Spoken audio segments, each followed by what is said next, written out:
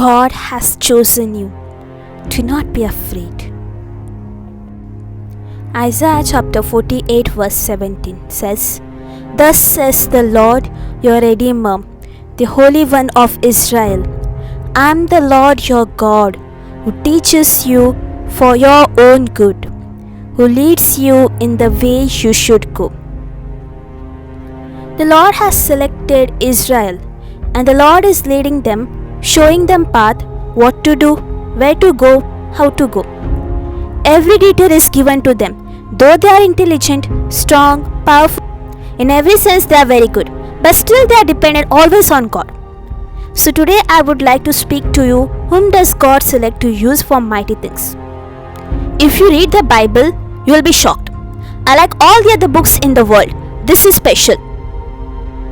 Because here the zeros of the world are the heroes in the Bible. In front of the whole world, they were zeros and nothing.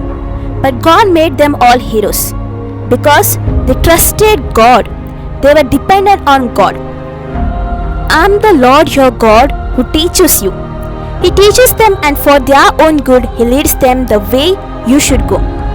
If you check every one by one, every incident from the Bible, you will come to know that God selected a fisherman, no Peter, who was illiterate, not so intelligent as the world thinks, and is not so diplomat, because whatever that is there in his mind, that comes out immediately.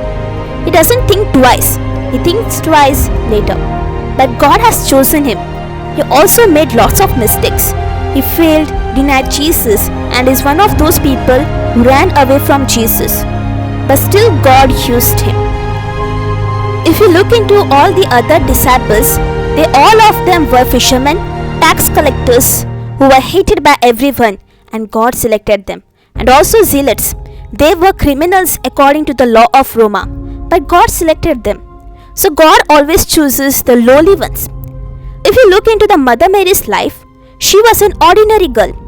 If you know the history of the Mother Mary from the apocryphal books, no, Mother Mary was a child for Joachim and Anna in their old age. And after when she was almost around 3 years old, she was surrendered in the temple and she was brought up in the temple. Meanwhile, Joachim and Anna died. She was brought up as an orphan according to the tradition. Mother Mary was an ordinary girl, no family of her own, everyone died, and orphan brought up.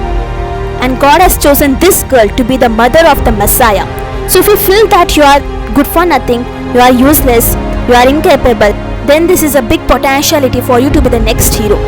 The only thing here you need to do is trust in the Lord.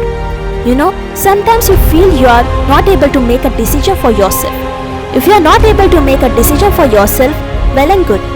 And don't need to make, because God says, I will lead you, I will show you a path, I will direct you, I will show you the right way to take. You will see, and you just need to obey me. Just need to obey me. Let me give you some examples from the Bible. We know there's an incident from the book of Judges, chapter 7, verse 1 onwards. We read like this. Then Jerubbaal, that is Gideon, all the troops that were with him, rose early and encamped beside the spring of Harod. And the camp of Midian was north of them, below the hill of Moseh in the valley. So Gideon was the chosen one. He wanted to go against the enemy nations, the Midianites. They were waiting for encamped against the Israelites, and Gideon was the leader of the Israelites, because Israelis never had a very good leader those days. And this Gideon, who was future leader, he was afraid of the Midianites. So if you want to know who is this Gideon, he was an ordinary boy who was afraid of these Midianites. So the incident says us like this. He had some wheat which he wanted to beat. So he can't do it publicly. If Gideon does this, Midianites would come and take it away. So there was a useless wine press. Inside the wine press, he was beating the wheat secretly so that the Midianites should not see him. You can see how frightened this Gideon was, how incapable he was, how useless he was. He is only worried about his work, and he is hiding his work, and he doesn't want the Midianites to see this. And this poor man secretly beating the wheat and trying to get something for his food. And then suddenly an angel of the Lord appeared to him and said to him, "The Lord is with you, you mighty warrior." This is contradicting. This Gideon, who is an ordinary man, who is so afraid and secretly beating the wheat inside the winepress, which is used for wine. But he is not doing anything connected to the wine. He is beating the wheat and he is doing it hidingly, and because he is afraid. And what did angel say? "The Lord is with you, you mighty warrior." My dear friends, God calls you not based on what you are, how you are, who you are, and what capacity you have. That is not the basis for God to select you. God looks forward. God is thinking of you, what He can make out of you. He has a plan for your future.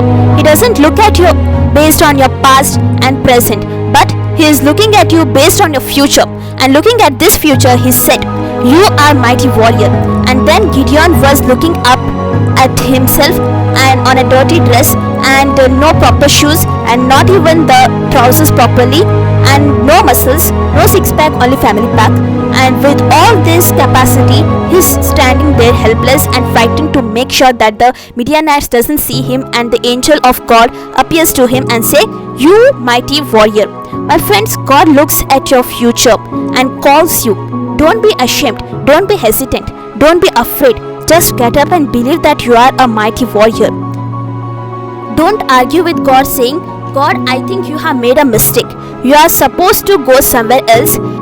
I'm Gideon. I'm only an ordinary man and I'm not a warrior. I'm not a soldier. I never trained. I never went to this army. I never got any training in the past. So I think you made a mistake. You are wrong." He could have argued with God saying, "You are wrong," but he just kept quiet. When God selects you, you may look at you and your past and every capacity, your present and past, and say, "I'm useless. Lord, don't select me. Why are you calling me? What is your plan for me? What are you thinking about me?" The Lord says, "Don't worry about you. Don't worry about your past and present. I know your future." My friends, we all have a plan about God. We have an idea about God. A God should be like this. Whenever we are in need of some food, God should bring some biryani, and whenever we want to go for a journey, and God should provide us with some car or something. We have our own plans about God, but God says, "But I have a plan for you. I have a plan for you." This is the big contradiction that is joining on inside of us. We have a plan. God has a plan, but unfortunately our plans are so limited, like chicken biryani or maybe a car or maybe some chocolate. These are our plans. But God is planning something high, mighty warrior. He never imagined a Gideon who is hiding in the wine press and beating the wheat. He never imagined that he is going to be the leader of the Israel to lead a battle against a mighty like Midianites, who is hiding in a wine press and beating the wheat just because he was afraid of one or two Midianites. In case if they come and attack him and take away all his possessions, therefore he is doing it secretly. But if you see what God do with this Gideon, you'll be shocked. We read in Judges chapter 6 verse 12 onwards, when angel came and said to him, "The Lord is with you, you mighty warrior." Verse 13, Gideon answered him, "But sir, if the Lord is with me, why then has all this happened to me?" This is one question many people ask, just like Gideon, if God is with you, you mighty warrior. But look at me. If God is with me, how can I be like this? I'm useless, good for nothing. If God is with me, where is He? Where are all wonderful deeds that our ancestors recounted to us, saying, "Did not the Lord bring us up from the Egypt? But now the Lord has cast us off and given us into the hand of Midianites." Then the Lord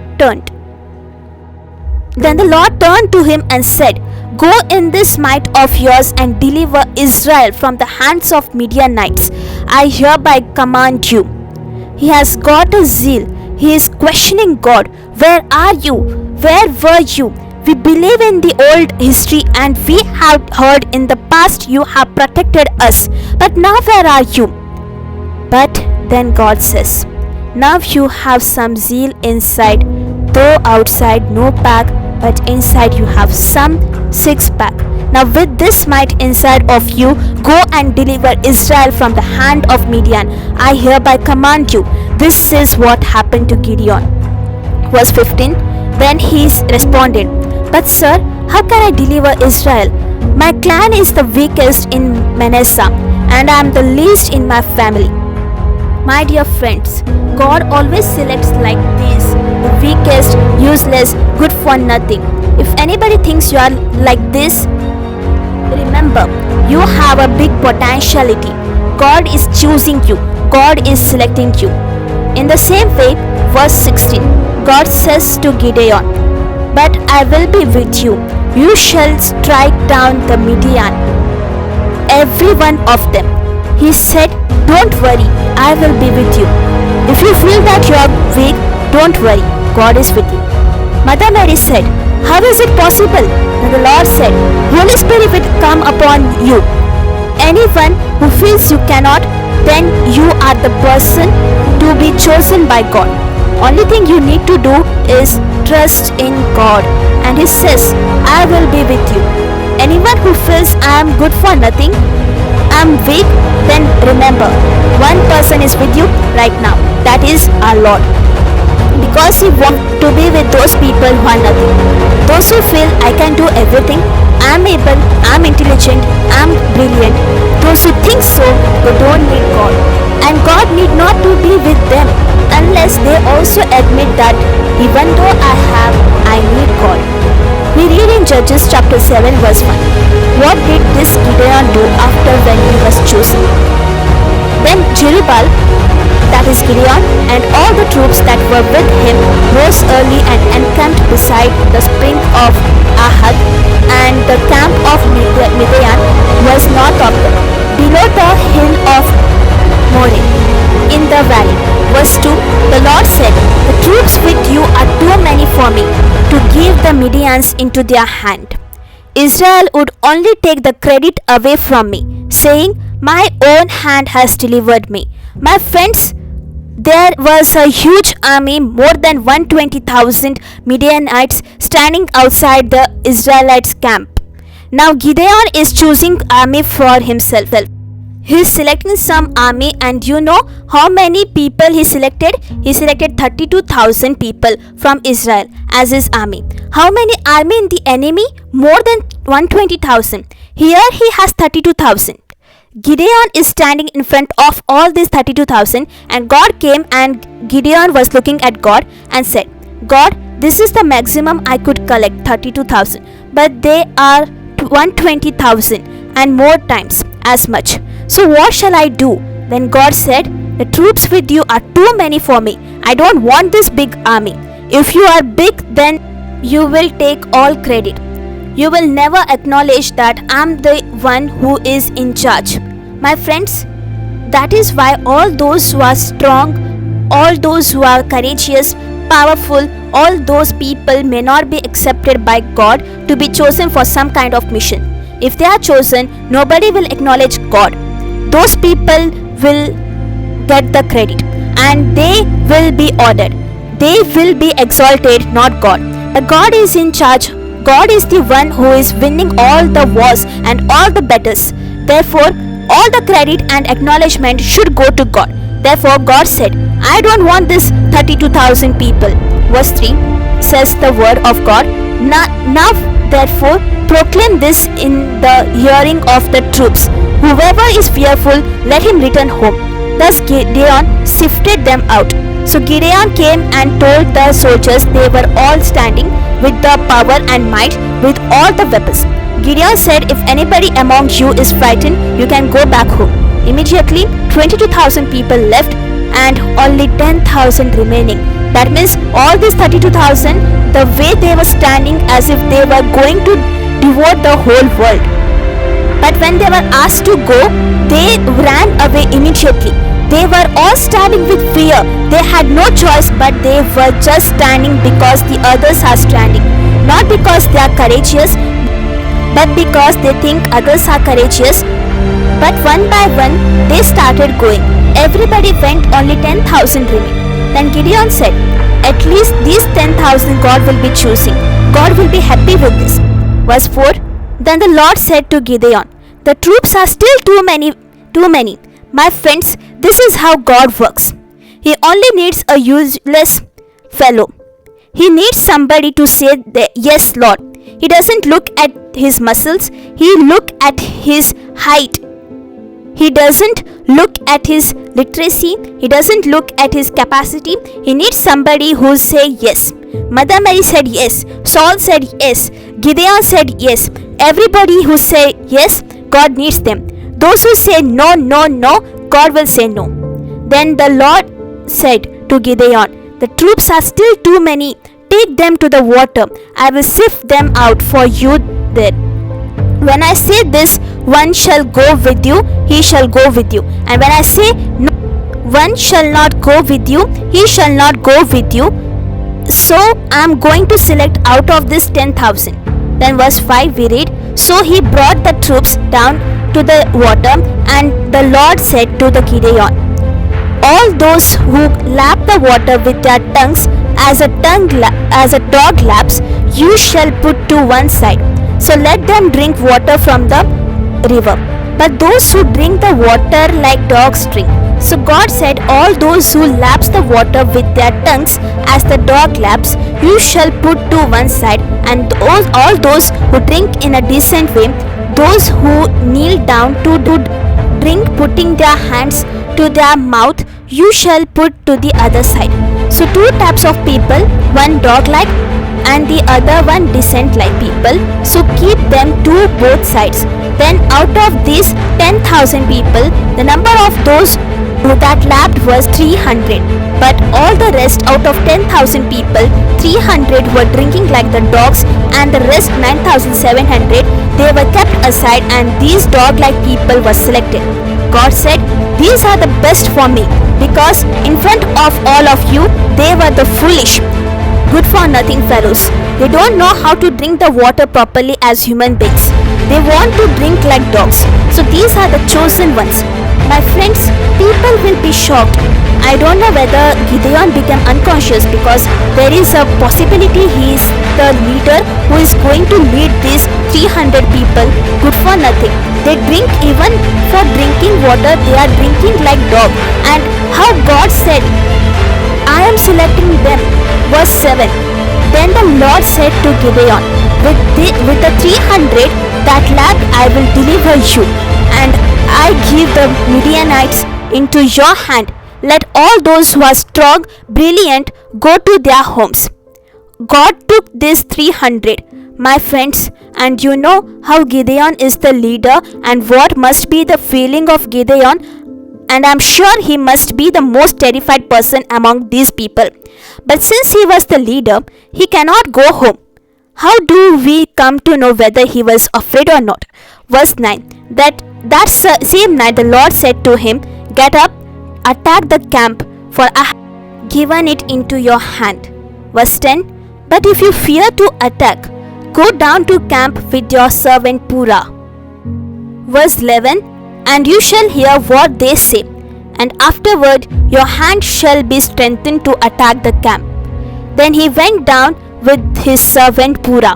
That means he was afraid. My friends, and easily they defeated the whole army.